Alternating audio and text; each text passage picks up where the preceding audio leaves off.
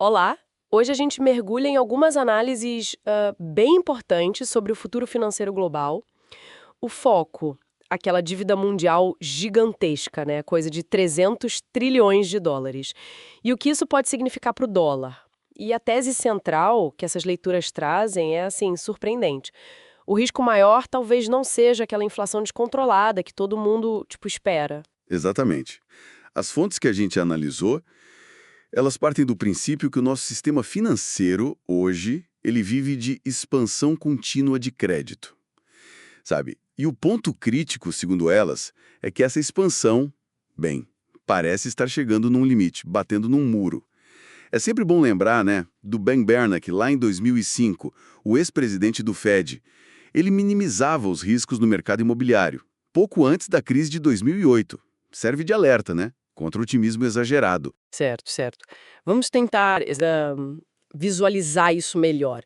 300 trilhões de dólares em dívida global, mesmo com juros que foram baixos por um tempo, isso deve gerar uma conta anual assim absurda. Talvez uns 12 trilhões de dólares só de juros. Como é que o mundo, que tem um PIB aí na casa dos 70, 80 trilhões, consegue pagar isso ano após ano? Não fecha a conta, parece. E aqui está um ponto fascinante dessa análise. Na prática, esses 12 trilhões que são pagos como juros, eles precisam de alguma forma voltar para o sistema, ser reemprestados, só para manter a roda girando, entende? Pensa assim, a economia global é como uma família que ganha 70 mil por ano, só que tem 12 mil de juros para pagar. Para cobrir isso, sem fazer mais dívida, precisaria de um aumento de renda de quase 20%. 20%? É, e real? Totalmente. Então, o sistema como descrito nessas fontes, ou ele depende de mais crédito ainda, ou de juros que não param de cair. Só que essas duas vias parecem esgotadas, né? Parecem mesmo. E tem outra coisa fundamental para entender, que as fontes apontam. Dinheiro hoje, na maior parte, é crédito, é digital. Uma promessa de pagamento futuro com prazo, com juros. O lastro do dólar, por exemplo, não é mais ouro, né? São os títulos da dívida do governo americano, os famosos T-bills. A garantia final disso tudo é a capacidade do governo de arrecadar impostos lá na frente. Certo. A capacidade de cobrar impostos. E é aí que a análise fica, assim, meio contraintuitiva.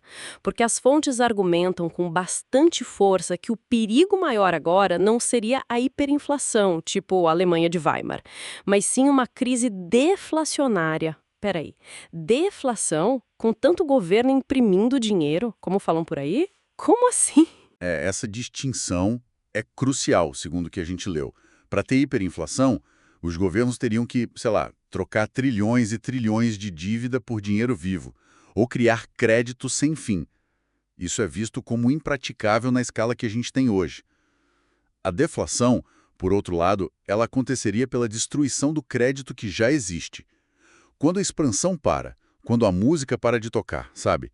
Imagina só uma parte daqueles 300 trilhões em crédito simplesmente evaporando do sistema. Desaparecendo. Então não é que o dinheiro compra menos, é que o dinheiro some mesmo, o crédito some. Exato. Nesse cenário de deflação, o problema não é o poder de compra do dólar caindo vertiginosamente. O problema é o próprio dinheiro, na forma de crédito, de depósitos, sumindo. Bancos podem quebrar, títulos de dívida dão calote, o saldo na conta das pessoas e empresas pode sim evaporar. A quantidade de dinheiro disponível no sistema encolhe, e muito. Entendi. Caramba! E as consequências práticas disso? O que as fontes dizem? Falam muito em chamadas de margem em cascata, sabe? Quem está muito alavancado, muito endividado, é forçado a vender o que tiver. Ações, imóveis, até ouro em bolsa, Bitcoin, qualquer coisa para conseguir dólar físico ou quase isso para pagar as dívidas. Isso cria aquela espiral de venda, né? Preços despencando e aí vem recessão forte. Talvez até uma depressão. Nossa, e essa situação toda, que já é complexa pra caramba, ela não acontece isolada, né? As fontes também trazem o fator demográfico para a conversa, como um complicador. Sim, e está totalmente ligado à dívida. A geração Baby Boomer, aquela mais rica, mais numerosa nos países desenvolvidos, EUEA, Europa, Japão, está se aposentando em massa agora.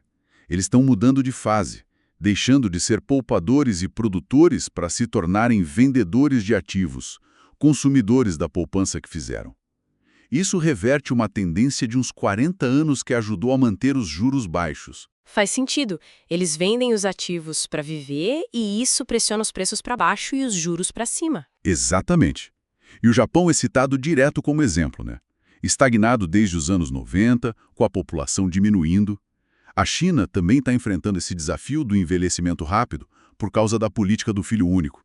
Essa mudança demográfica significa menos gente trabalhando para cada aposentado, menor produtividade e um custo muito maior para o Estado com saúde e pensões. Fica ainda mais difícil pagar as dívidas que só crescem. Ok, então deixa eu ver se entendi, juntando as peças.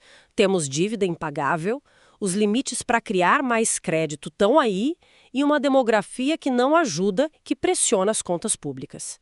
Isso tudo, segundo as fontes, coloca em xeque a capacidade dos governos, principalmente o americano, de pagar seus títulos, os T-bills, que são a base do dólar, né? Perfeito. A capacidade de pagar a dívida fica comprometida. E isso ameaça justamente o ativo que todo mundo considera o mais seguro do mundo. E, por tabela, o próprio dólar.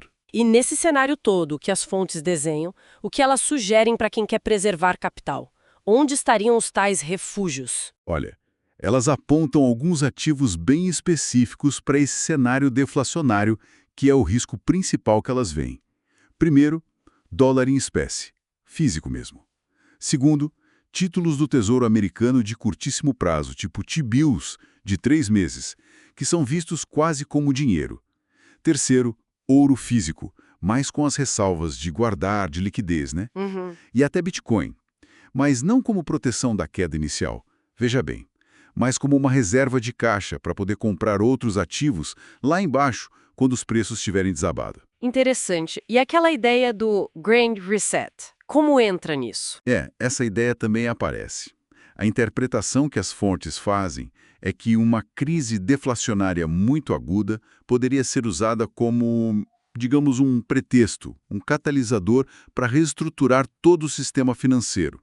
Isso poderia envolver cancelar dívidas, talvez substituir o dólar como moeda de reserva mundial, introduzir moedas digitais de Banco Central, as CBDCs. Mas olha, isso é apresentado mais como uma leitura das tendências, uma possibilidade, não como uma certeza, tá? Entendi. É uma interpretação do que poderia acontecer. Bom, então resumindo essa análise profunda que a gente fez das fontes, a combinação de dívida lá nas alturas, o fim do ciclo de crédito fácil e essas mudanças demográficas bem profundas. Tudo isso cria um risco bem considerável de uma crise deflacionária global. Uma crise que poderia abalar seriamente o sistema financeiro como a gente conhece e, claro, a posição do dólar. Exato. E isso deixa a gente com uma questão para refletir, né?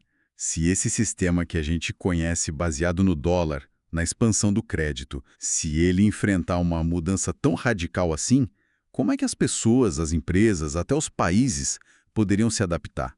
Que alternativas poderiam surgir para guardar valor, para fazer trocas, talvez fora das estruturas tradicionais? As fontes até mencionam o surgimento dos dólares sintéticos, sabe? Tokens digitais fora do sistema bancário que tentam replicar o dólar. É um exemplo dessa busca. Fica aí a reflexão sobre resiliência e adaptação nesses tempos de possível mudança.